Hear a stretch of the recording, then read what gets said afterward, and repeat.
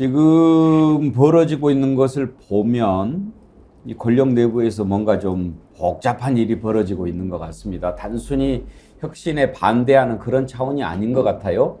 일단 윤핵관을 정조준하고 지금 나오지 않았습니까? 그런데 그 윤핵관 중에 윤핵관이라고 하는 장제원 의원이 어떤 모습을 보입니까? 버스 92대 동원해서 4,000명 넘게 세를 끌어모았습니다. 이거 쉽지 않은 일입니다. 봤지? 나 함부로 건들지 마.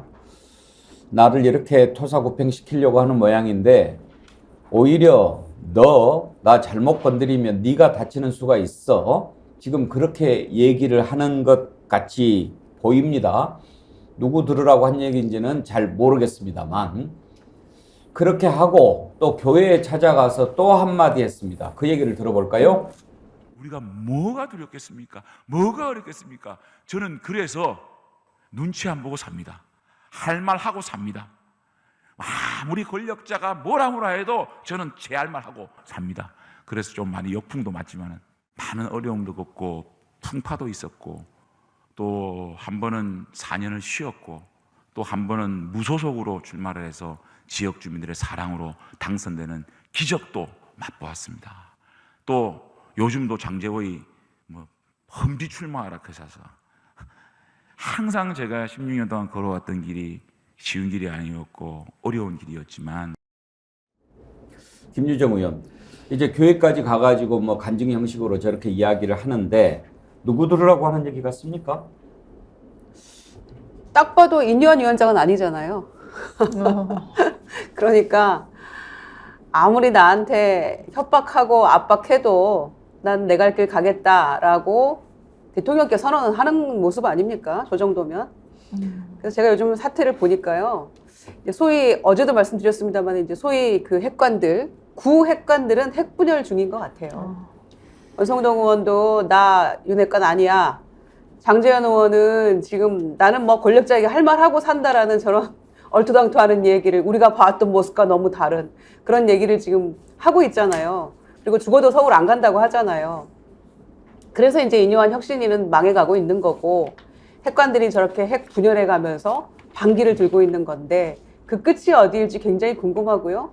말씀하신 대로 내 주변에 내 팀을 꾸려서 신핵관들 만들겠다는 게 대통령의 뜻이라면 인요한 위원장이 지금 그 선발대 역할을 하고 있는 것 같아요. 그래서 하나씩 다 정리하는 그런 모습인데 그게 다시 얘기하면 혁신인 것처럼 그렇게 하고 있으니까 김기현 대표도 이게 아닌데 이렇게 하고 있는 것 같고요. 여러 가지 지금 당내 반발이 나타나고 있는데 이렇게 가면 일 통합, 이 희생, 삼 청년 이런 거 다 지금 하나도 제대로 되고 있는 거 없잖아요. 그러면은 혁신이 무너지고 비대위 갈 수밖에 없는 거죠. 그 무슨 구석기 시대 얘기를 하고 그러십니까? 계속 강조하니까 빠꾸도는 없다고 계속 그 인요한 위원장이 표현에 따르면 나는 빠꾸도는 없다 이러는데 빽하고 있는 것 같은데요. 지금 보기에는. 근데 김철근 실장이 좀 내부 사정을 잘 아시니까 대통령하고 장제원 의원하고 사이가 이제 완전히 틀어진 거예요? 안 좋다고. 왜 뭐 때문에 그런데요? 지금 예를 들면 지금 장제원 의원이 저렇게 하는 얘기는 거의 협박성 발언이거든요. 그러니까 그 정권의 탄생 과정 그리고 당선인 비서실장 그 다음에 장제원 의원이 상당히 많은 분들의 인사를 추천했거든요. 당선인 비서실장 시절에. 그리고 그 비밀을 공유를 많이 했을 수 있어요. 그래서 다 알고 있는 사실이라는 거 아니겠습니까? 이런 건데 지금 그 윤핵관들 사이에 여의도에서 공공연하게 서로들 얘기합니다. 누구 어떤 거 어떻게 연루돼 있다 이런 얘기들을 서로 간에 서로를 공격해요. 지금 이런 상황까지 와 있고요. 인요한 위원장은요, 제가 보기에 용산의 차도살인입니다. 그러니까 인요한 위원장이 지금 영남 다선 중진 험지 출마론 그리고 거기다 플러스 수도권 원외 당협위원장 물갈이론 이 두 가지가 그 제가 봤을 때는 오다성 공유일 겁니다. 오다성 공유 이런 건데 이게 지금 먹히질 않고 있잖아요.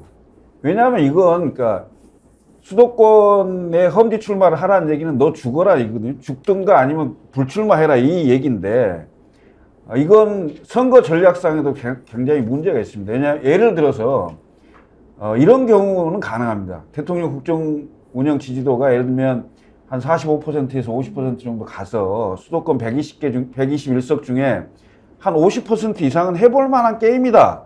해볼 만한 지역이다. 이렇게 됐을 경우에 영남의 3선, 4선들이 그래도 당을 위해서 희생한다는 차원에서 올라오게 되면 그래도 그냥 수도권에 원외만 했던 분들에 비해서는 경쟁력이 있을 수 있거든요.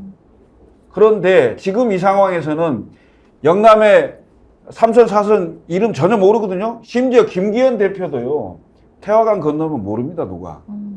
그런데 이분들이 수도권에 올라온다고 해서 경쟁력이 있질 않아요. 그럼 결국 수도권에서 그분들 죽죠.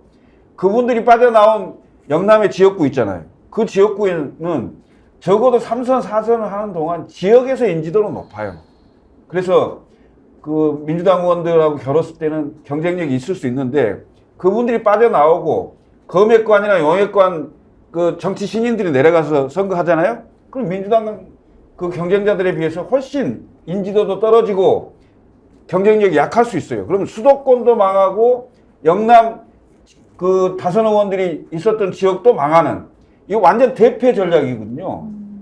저는 그러니까 선거를 바라봤을 때도 얘기가 안 되는 겁니다. 그래서 제가 봤을 때 이뇨한 위원장을 통해서 용산에서 자리를 만들기 위한 그 전략으로 사도살인 쓰는 건데요. 제가 볼 때 안 통할 겁니다. 근데 신인규 변호사, 그래도 사람이 의리가 있어야 되지 않습니까? 물론 윤석열 대통령하고 장제원 의원 뭐 사귄 지 얼마나 됐겠습니까? 청문회 때만 해도 처가적 의혹 막 이렇게 입에 거품 물고 공격해가지고 아주 으르렁 대다가 어느 날 갑자기 이제 핵관이 됐는데 그래도 정권 출범 때 당선인 비서실장도 하고 옆에서 그렇게 도와줬으면 지금 이런 상황이면 불러가지고 그동안 참 애썼는데 이번에 당을 좀 바꿔야 되니 어느 정도 뭐 좀 하시고 그 다음에 뭐 좀 해보고 뭐 이런 식으로 해야지 그냥 이뇨한 위원장 내세워가지고 저렇게 밀어붙이면 누가 이게 꼭지가 안 돌겠습니까? 네, 뭐 사실 뭐 장제원 의원이나 저는 윤석열 대통령이나 뭐 그냥 유유상종이라고 저는 생각을 해서 뭐 서로 의리를 논할 것까지도 없고요. 그냥 양심이나 좀 있었으면 좋겠다. 저는 그 생각이 우선은 들고 사실 그 왜 정치를 하는지를 좀 장제원 의원은 스스로에게 좀 자문할 필요가 있다고 저는 봅니다. 지금 3선 의원까지 지냈는데 지금 4선 하려고 저러는 거 아니겠어요? 그렇다면 어떤 정치적인 동기 때문에 정치를 하는지 그걸 좀 밝혀야 되는데 뭐 밝힐 수가 없겠죠. 왜냐면 정치하는 동기가 사리사욕이니까 그걸 그대로 자백할 수는 없을 거고 그 장제원 의원의 변신은 유죄입니다. 유죄. 제가 이분의 변신사를 좀 찾아와 봤는데 처음에 대선 주자로 유승민 후보를 밀었습니다. 그러다가 홍준표 시장을 또 밀고요. 그 다음에 황교안 대표를 또 밉니다. 그러다 김종인 비대위원장 옆에서 또 밀고요. 안철수를 밉니다. 그러다가 마지막에 윤석열 대통령한테 와서 정착을 했거든요. 이제 또 변신을 또 하고 있죠. 그러니까 이분은 정말 이런 식으로 노선을 갈짓자로 늘 바꿔왔는데 또 하나는 최은순 장모, 그러니까 윤석열 대통령 장모에 대해서도 2018년도에는 유죄를 목청을 높이면서 외쳤어요. 그러다 2021년도에는 또 이제 무죄라고 했겠죠. 윤석열 대통령 지지하니까. 근데 지금 또 2023년도에는 최은순 장모가 구속됐거든요.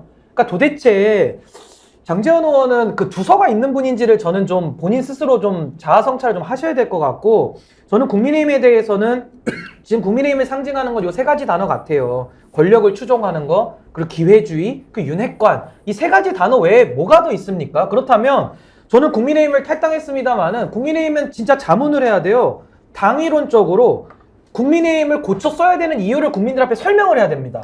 근데 저는 이게 납득이 안 되고 국민들도 이제 동의 못 하실 것 같거든요. 그리고 가능성적인 면에서도 그럼 과연 국민의힘을 고칠 수 있겠는가? 많은 분들이 못 고친다라고 봅니다. 그렇다면 이제 국민의힘은 국민들로 하여금 그 정치적 심판 받는 건 말할 것도 없고요. 전 이제는 이쯤 되면요. 이제 역사적 심판까지 저는 끌어옵니다. 이 역사적 심판을 받아야 돼요. 그래서 앞으로 당명에서 국민 생각도 안 하시면서 국민이라는 말 쓰지 마시고 그냥 솔직 담백하게 뭐 욕심의 힘이라고 하든지 아니면 기회의 힘이라고 하든지 아니 뭐 장제원의 힘이라고 하든지 좀 당명의 개정을 좀 촉구합니다. 같은 국민으로서 기분이 별로 안 좋습니다.